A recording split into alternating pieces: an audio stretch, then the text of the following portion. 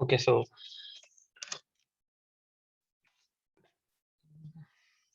Last time हमने देखा था इम्प्रॉपर इंटीग्रल और प्रॉपर इंटीग्रल की कंस्ट्रक्शन बाय रेमान डेफिनेशन। इस डिस्कशन में जो हमारी अजम्पशंस थी वो ये दो थी। नंबर वन कि जिस फंक्शन को हम इंटीग्रेट कर रहे थे, राइट, तो उसके अंदर हमने फंक्शन को ये एज अ प्री रेक लेके चले थे कि वो बाउंडेड होगा। और कहाँ बाउंडेड होगा? जिस भी इंटरवल में हम उस इंटीग्रेट कर रहे थे, यानी इसकी अपर और लोअर लिमिट के दरमियान उस पूरी डोमेन में हमारा फंक्शन बाउंडेड होना चाहिए। ये हमारी एक असम्पशन थी। सेकंड असम्पशन क्या थी कि जो इंटरवल है जिस पे हमें इसका इंटीग्रल फाइंड आउट करना था, वो इंटरवल ऑफ इंटीग्रेशन जो है वो भी बाउंडेड होना चाहिए।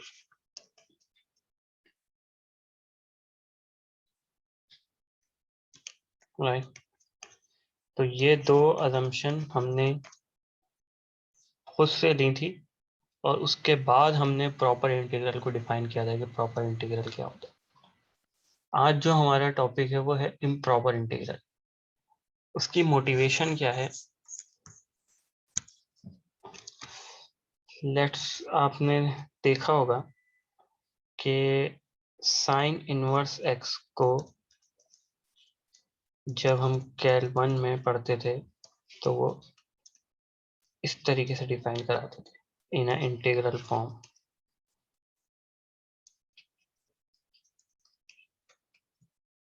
राइट, और ये इंटीग्रल कहाँ से कहाँ तक होता था? -1 से 1।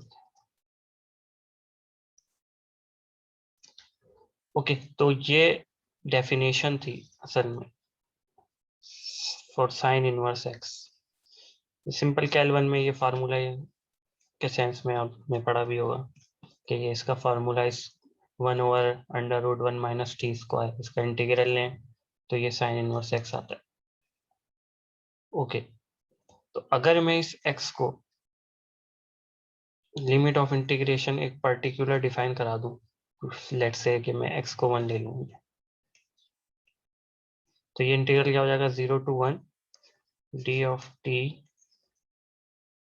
Divided by √1 minus T square, right, which is equal to sine inverse, और एक्स की जगह पे मैं 1 पुट कर दूंगा। ओके, तो वी नो के साइन π/2 कितना होता है भाई? 1 होता है। तो साइन इनवर्स 1 क्या होगा? π/2।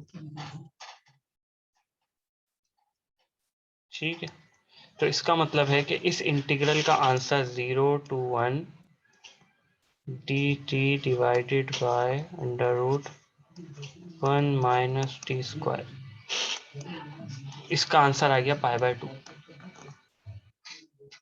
ओके, अच्छा, आंसर तो आ गया इसका π/2, बट जिस भी लिमिट पर हमने इसे इंटीग्रेट किया है 0 to 1 पे, तो 1 पे ये जो फंक्शन है अंदर, t का जो फंक्शन है f of t of this, ये 1 पे बाउंडेड नहीं है, इवन डिफाइन ही नहीं है। राइट, तो यानी जो हमने प्रॉपर के लिए डेफिनेशन में अजम्पशन ली थी, अगर हम उस अजम्पशन को लूज कर भी दें, कि वही पहली वाली अजम्पशन है,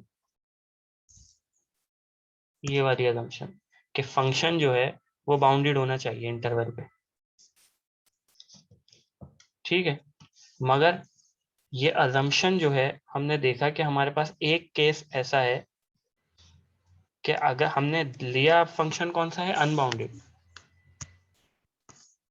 ये फंक्शन अनबाउंडेड है for at 1 at t equals to 1 पे, ठीक है, अनबाउंडेड, बट फिर भी इसका इंटीग्रेशन हमने फाइंड आउट कर ली और उसका आंसर क्या है? π/2। तो इट मीन्स के कुछ केसेस ऐसे हैं कि जहां पर हम अपनी अजम्पशन की जो है कंडीशन है उन्हें रिलैक्स छोड़ सकते हैं। यही मोटिवेशन थी इम्प्रॉपर इंटीग्रल की, और ये पहली डेफिनेशन में इसलिए लिखने वाला हूं। तो ये इसमें किसी को कोई क्वेश्चन, कोई क्वेश्चन है अभी तक? आशा, समझ आया कहना क्या चाह रहे थे?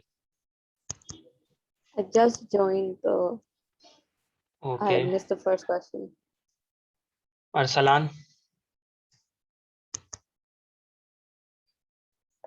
तो मोटिवेशन समझ आई कि हम फर्स्ट प्रॉब्लम का आई है हमारे पास कि हमने जी तो प्रॉपर इंटीग्रल में हमने जो अजम्पशन ली थी वो हमारा फंक्शन बाउंडेड होना चाहिए और इंटरवल भी बाउंडेड होना चाहिए, मगर हमने एक ऐसा फंक्शन देख लिया जो था तो अनबाउंडेड मगर उसका इंटीग्रल भी फाइंड आउट हो गया।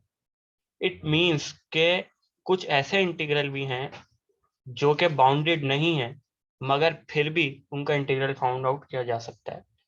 तो वही हमारे पास जो इंटीग्रल हैं वो इम्प्रॉपर इंटीग्रल कहलाते हैं, राइट? ओके, तो इम्प्रॉपर इंटीग्रल ये हमारा आज का topic.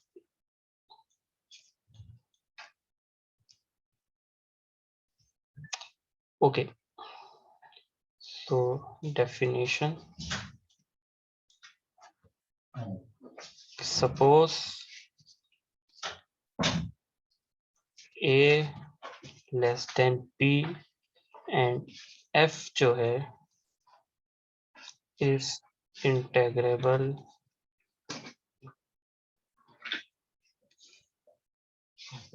on every closed subinterval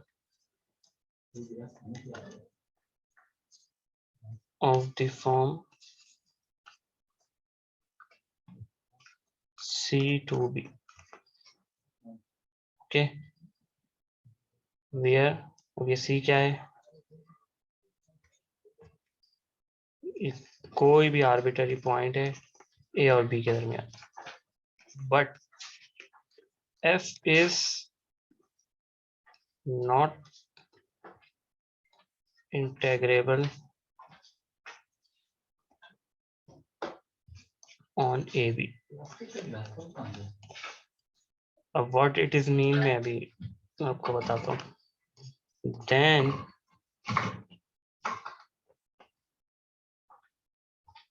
we call A to B F and improper integral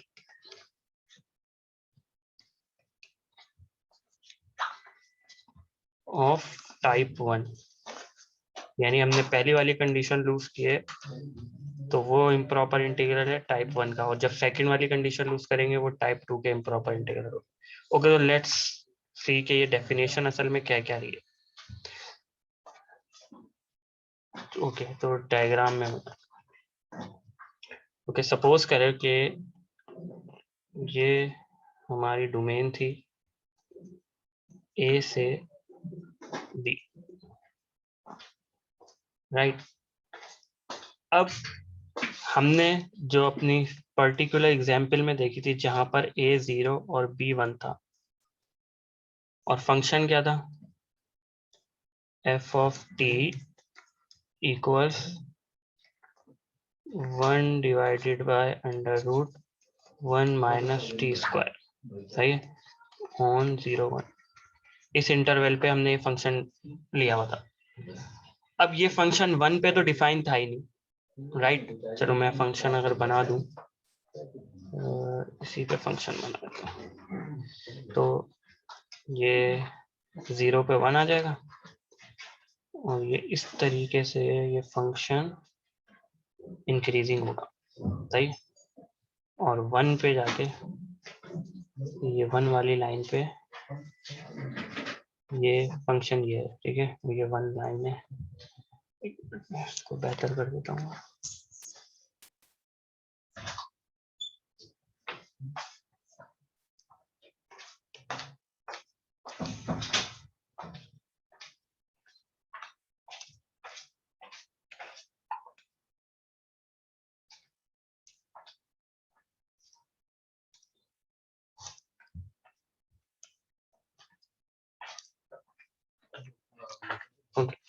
तो ये फंक्शन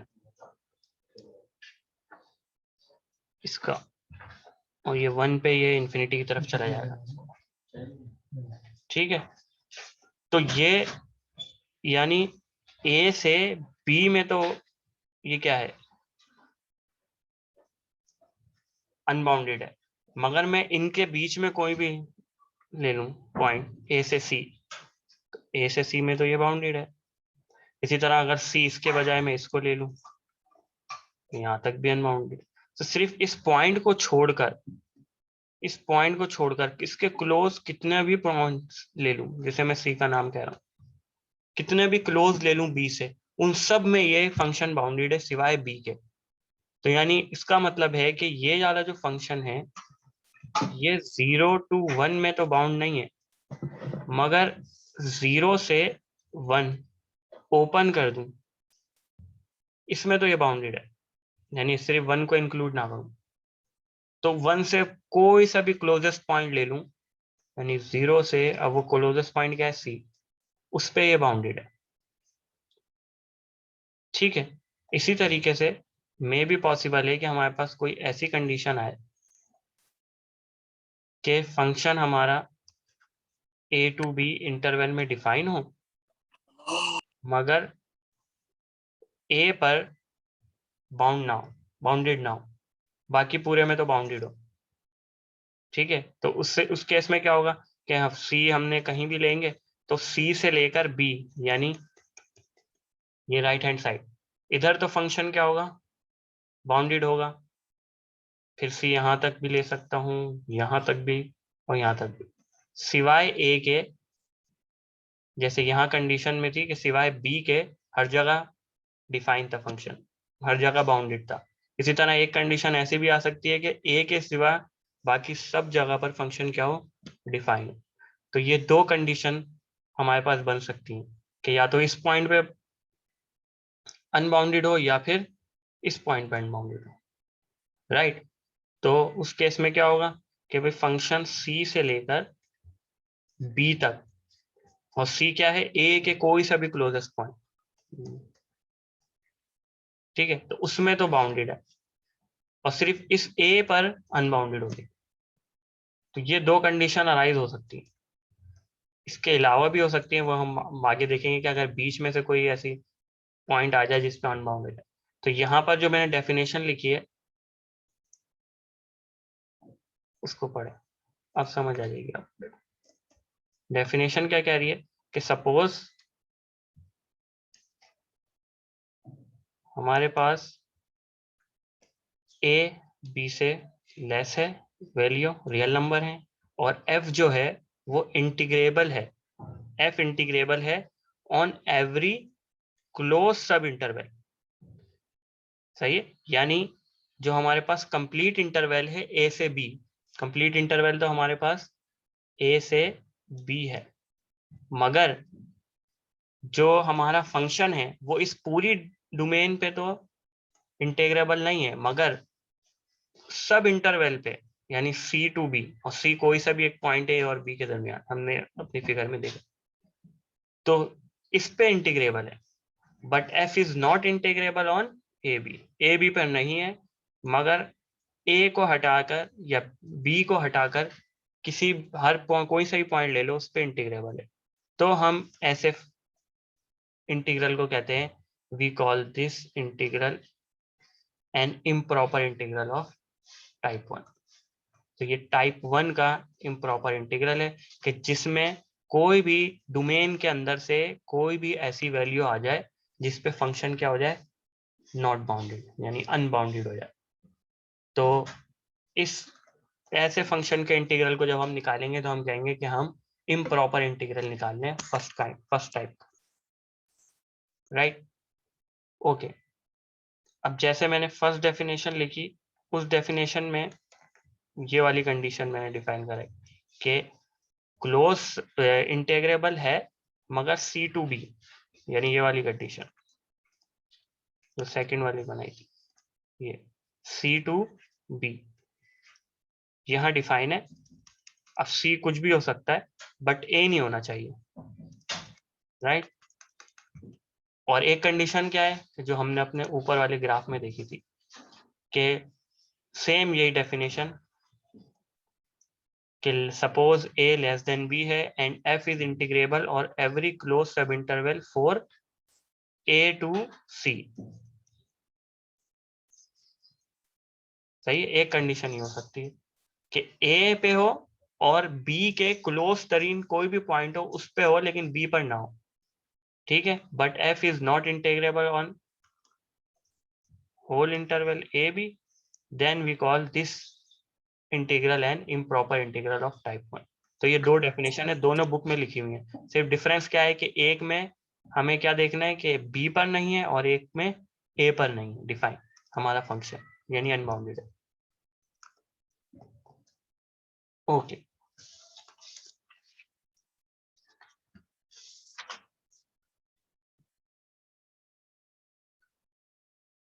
यहां तक किसी को कोई क्वेश्चन है तो पूछे। कॉन्सेप्ट में किसी को भी कोई मसला हो तो पूछ सकते। नाउ तो हमारी जो डेफिनेशन है उसके हिसाब से कि अगर इफ लिमिट c से a पॉजिटिव की तरफ और c क्या है, कोई भी एक पॉइंट, ये एग्जिस्ट करेगी, देन वी से that our improper integral converge। और इसे लिखेंगे कैसे कि a से b f तक का, यानी f को इंटीग्रेट करना है a से b, मगर b पर, या अगर पहली वाली डेफिनेशन के हिसाब से देखें a पर तो नहीं है, तो इसका मतलब क्या है कि कोई एक पॉइंट c है जो a के बिल्कुल क्लोज है, ठीक है, उससे लेकर b तक ये तो इंटीग्रेबल है। और फिर हम c की लिमिट को क्या कर देंगे a पर। अच्छा, a पॉजिटिव क्यों लिख रहा हूँ, a नेगेटिव क्यों नहीं, क्योंकि हमने देखा कि ये हमारा फंक्शन था a से b, ठीक है। तो मैं फंक्शन बना लेता हूँ कोई भी, सपोज करो ये बना लिया, ठीक है। अब ये फंक्शन बाउंडेड है, b से लेकर ये इधर कोई सा भी पॉइंट ले लूं सिवाय a के, a को हटा के एक क्लोज तरीन कोई भी पॉइंट ले लूं, यहाँ पे फंक्शन क्या है, बाउंडेड है। तो ये हमारा हो गया इंटरवल c से b, इस पे तो ये इंटीग्रेबल है, मगर बचा क्या ये वाला पार्ट a और c के बिटवीन वाला। तो इस पे हम क्या अप्लाई कर रहे हैं, लिमिट, या और कहाँ से जा रहे हैं, राइट हैंड साइड से ना, यानी c को करीब से करीब ला रहे हैं। पहले c ये लिया, अच्छा भाई उस पे भी बाउंडेड है, इस पे इंटीग्रल निकल जाएगा, फिर c ये लिया, फिर c ये लिया, तो हम राइट साइड से किसको अप्रोच कर रहे हैं, a को। तो अगर आपने इम्प्रॉपर इंटीग्रल निकालना है, उसका जो मेन पॉइंट है वो क्या है, वो यही है कि आपने फंक्शन को इंटीग्रेट करना है c टू b, और वो जो c है वो असल में कहाँ तक होना चाहिए, a तक। अगर ये चीज एग्जिस्ट कर रही है तो इम्प्रॉपर इंटीग्रल एग्जिस्ट करेगा। कुछ एग्जाम्पल देखेंगे तो उससे आपको और ज्यादा क्लियर होगा। इसी तरह दूसरे वाले केस में क्या होगा कि a टू b f, वहां पर लिमिट कहां से अप्रोच करेगी, c b को माइनस की तरफ से। उसका भी ग्राफ बना लेते हैं like this,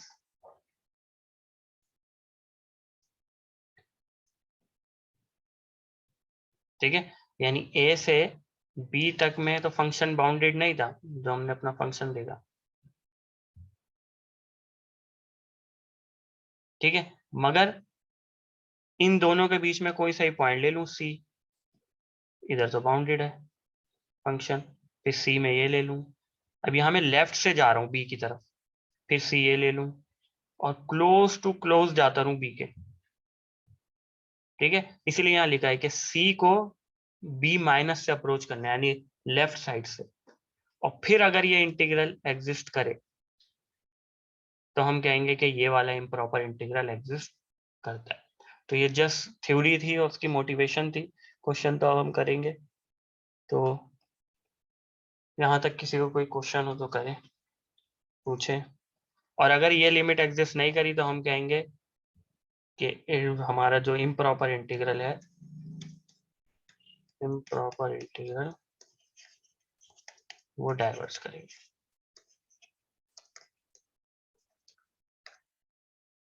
right.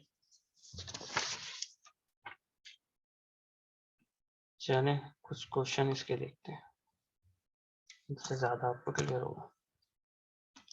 Okay, so first question है कि हमें 0 से 1 ये इंटीग्रल फाइंड आउट करना है, x² dx। तो सबसे पहले तो क्वेश्चन ये है कि find the given integral is improper और नॉट। तो पहले तो ये बताएं कि ये जो इंटीग्रल है ये इम्प्रॉपर है या नहीं। इफ इम्प्रॉपर, और अगर इम्प्रॉपर है ये integral, then find it is convergent or divergent, it converges or diverges। ठीक है, सबसे पहले तो हमें इंटीग्रल को देखना है कि ये इम्प्रॉपर है या नहीं है, और अगर इम्प्रॉपर है तो ये कन्वर्ज कर रहा है या डाइवर्ज कर रहा है। ओके, तो हमारे पास इस वक्त जो लिमिट ऑफ इंटीग्रेशन है, यानी जो हमारी डोमेन है जिस पे हमें इंटीग्रेट करना है, वो 0 से 1 है। राइट। इस 0 से 1 में ये हमारा a है और ये b है। तो अगर मैं देखूं 1 पुट कर, तो 1 पे तो आंसर 1 आ रहा है। फंक्शन ये है ना हमारा, फंक्शन में यहाँ लिख लेता हूँ कि भाई फंक्शन f ऑफ x है जो कि 1/x²। राइट। तो अब 1 पे तो ये एग्जिस्ट कर रहा है, डिफाइन है इसकी वैल्यू, तो यानी b पे तो कोई मसला नहीं है। इसी तरह कोई सा भी पॉइंट ले लें 0 से 1 के दरमियान, 0 को छोड़ के बाकी सब पे वैल्यू डिफाइन हो जाएगी। राइट। 0 पे नहीं होगी। तो यानी डोमेन में एक ऐसा पॉइंट है कि जिस पे इंटीग्रल की वैल्यू नहीं आ रही है। तो इसका मतलब है कि ये वाला इंटीग्रल हमारे पास इम्प्रॉपर इंटीग्रल है of first kind, improper integral of first kind. तो ये 0 पे हमारे पास वैल्यू नहीं है। ठीक है, तो हम इसका आंसर क्या है कि 0 से 1 1/x² is improper. Okay, improper तो है, बट अब इसकी वैल्यू क्या होगी, यानी इसको एवेलुएट करें तो इसका आंसर क्या आएगा। ओके, तो हमें पता है कि ये जो द फंक्शन जो है हमारे पास 1/x², ये कंटिन्यूस है। ठीक है, और बाउंडेड भी है। अब कंटिन्यूस और बाउंडेड तो है, मगर a to b तक नहीं है, बल्कि c से b यानी 1 तक है। राइट। यस, क्या क्वेश्चन है?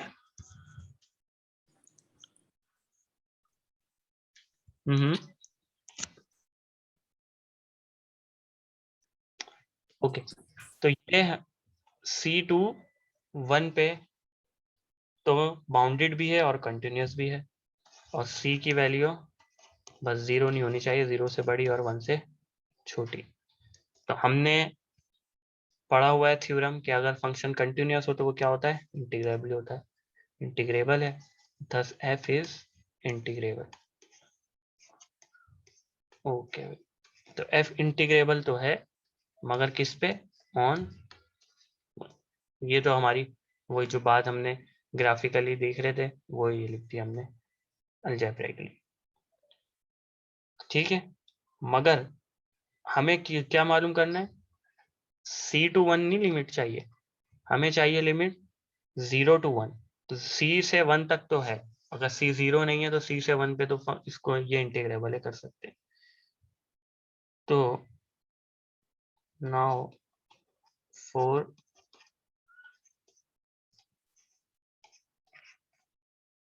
पहले ये निकालते हैं कि जिस पे इंटीग्रेबल है तो उस पे इंटीग्रल आ क्या रहा है।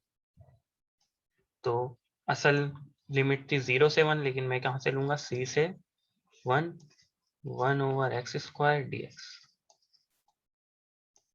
तो क्या आ जाएगा भाई, x² का इंटीग्रल हमें पता है, ये x की पावर -2 हो जाएगा, देन n+1 वाला तो -2 + 1, और फिर नीचे भी -2 + 1, तो x की पावर -1 साथ में माइनस, ये इसका इंटीग्रल आ गया 1 से c। ओके, अब मैं upper limit minus lower limit, तो ये हो जाएगा 1/c माइनस, ठीक है, या ऐसे कर लेना, ये माइनस है तो ये c है, तो माइनस का 1/c + 1। ओके, बट ये तो आया है इसका आंसर c से 1 तक का, हमें किसका आंसर चाहिए, 0 से 1 तक का, 1/x² dx। तो वहां जो हमने रिप्रेजेंटेशन देखी थी ना, अब वो हमें काम आएगी, यानी हम इसको ऐसे लिख सकते हैं, limit c tends to 0।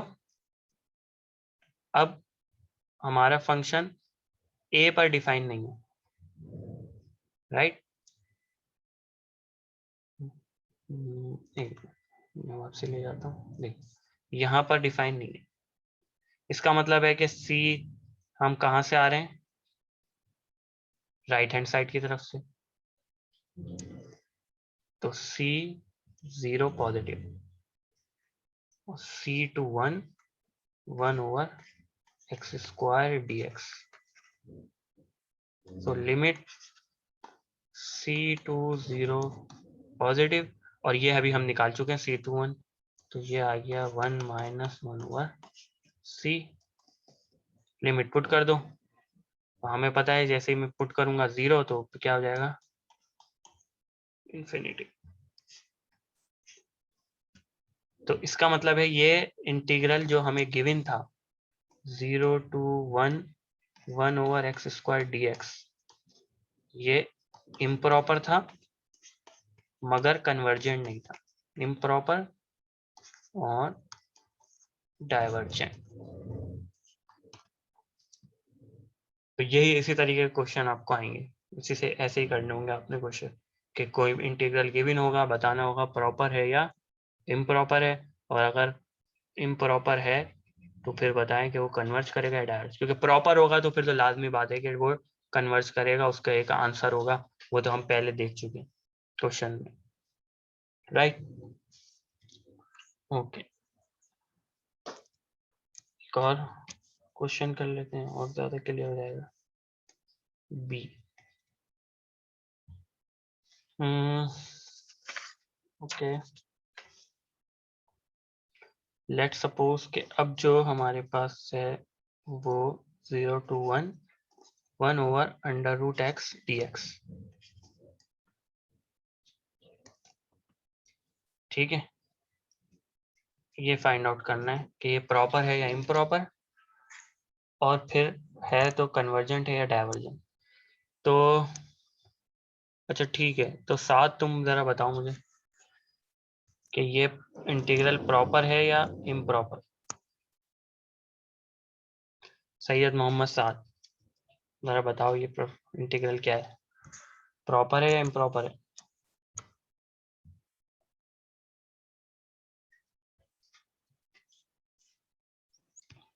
Improper है। गुड, इम्प्रॉपर कहाँ पर है, किस पॉइंट जी पर है। इम्प्रॉपर है।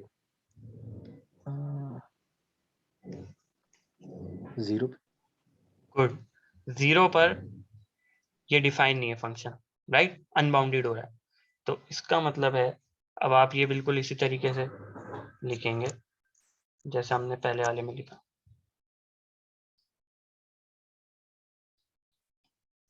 कि ये जो एफ ऑफ एक्स 1/√x ये फंक्शन है, ये कंटिन्यूस है, राइट, एंड बाउंडेड, और बाउंडेड भी है ऑन C/1, ठीक है, 0 to 1 नहीं, C/1, और C कहां से कहां तक है, 0 से बड़ा और 1 से छोटा, ठीक है।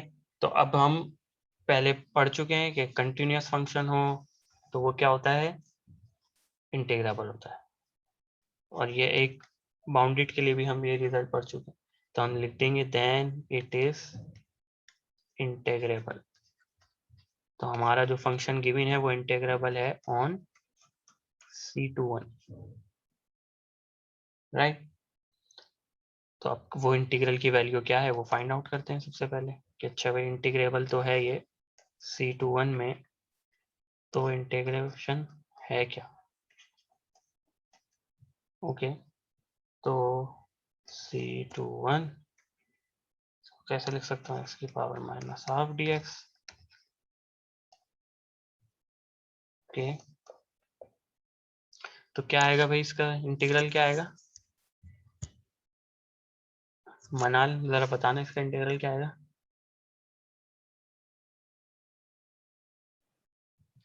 ½ √x। ½ √x, जी अच्छा नहीं, चलो, sorry, 2√x। 2√x, good, 2√x, और limit of integration C/1, okay. तो अब जरा वैल्यू पुट करो, क्या आ जाएगा, 2 - 2 × √c, यही आएगा, ओके।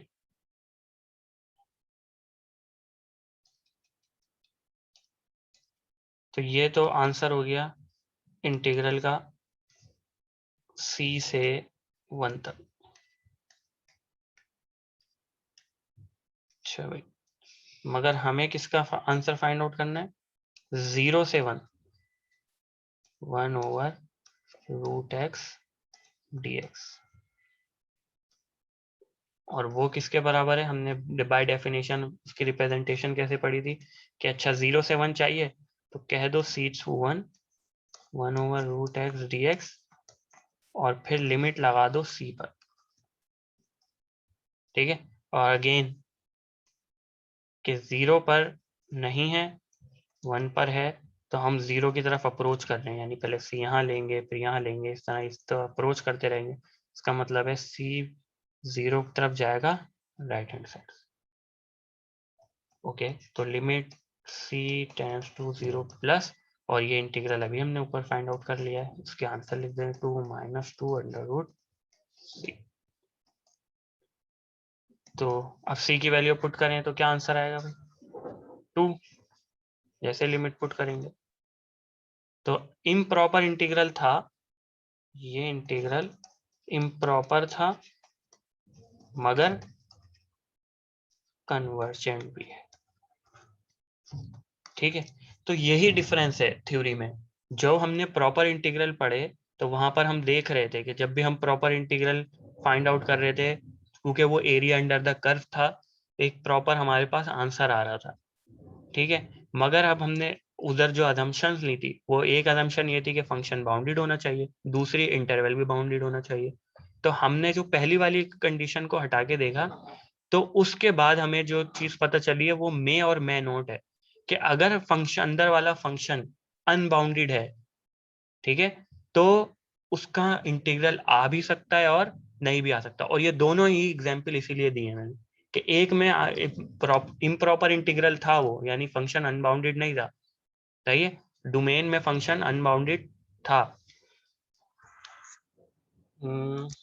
वापिस आ जाओ, ये लिखा, सही है, ये वाला फंक्शन हमारे पास इस डोमेन में अनबाउंडेड हो गया था, फिर हमने इसका आंसर निकाला तो पता लगा कि नहीं भाई इसका आंसर तो आ ही नहीं सकता, ये तो डाइवर्जेंट है।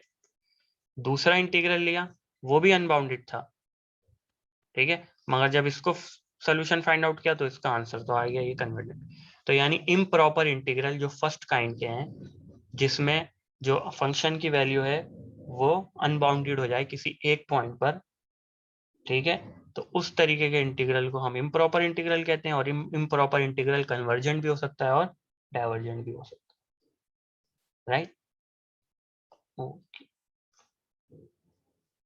हाँ, अच्छा, अब क्वेश्चन ये है कि हमने इम्प्रॉपर इंटीग्रल का तो पढ़ लिया कि भाई ये हमारे पास डोमेन थी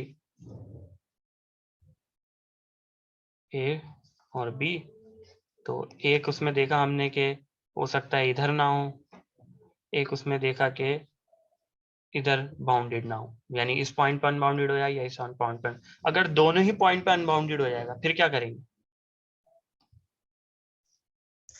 बता सकता है कोई? इंटीग्रल को दो पार्ट्स में डिवाइड करके दोनों पे अलग अलग लिमिट्स लगा दें। गुड, यानी ए से बी है एफ, और ए पे भी अनबाउंडेड हो गया और बी पर भी, राइट। तो हम क्या करेंगे कि कोई एक पॉइंट सी ले लेंगे बीच का, उसको ऐसे लिख देंगे A two C F plus C two B F. तो अब ये वाली उसमें ये हमारा वही फर्स्ट वाला केस बन गया कि इधर डिफाइन नहीं है, और इस वाले में ये वो सेकंड वाला केस बन गया कि इधर डिफाइन नहीं, और फिर थ्योरी हुई। ओके, ये हमारी मीटिंग एंड हो जाएगी किसी वक्त, तो मैं दूसरा लिंक शेयर कर दूंगा। ओके, तो यहाँ तक किसी को भी कोई क्वेश्चन तो मुझे बताए, improper integral of first kind.